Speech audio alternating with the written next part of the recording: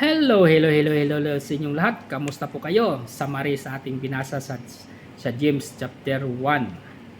Sa James chapter 1 ay pinapaalalahanan sa atin ni Santiago na ang tunay na relihiyon ay hindi nakikita sa dami ng alam, kundi sa kung paano ito ay isinabubuhay.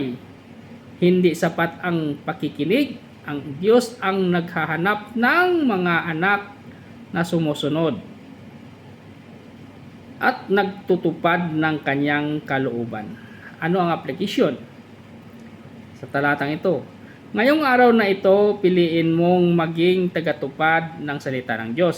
Sundin mo na maliliit na hakbang, paghingi ng tawad at sa nasaktan mo, pagtulong sa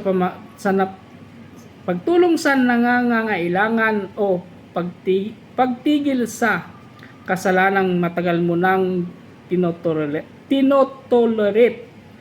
Huwag mo lang pakinggan ang salita, gawin mo ito. Yan. Salamat sa Diyos sa kanyang salita.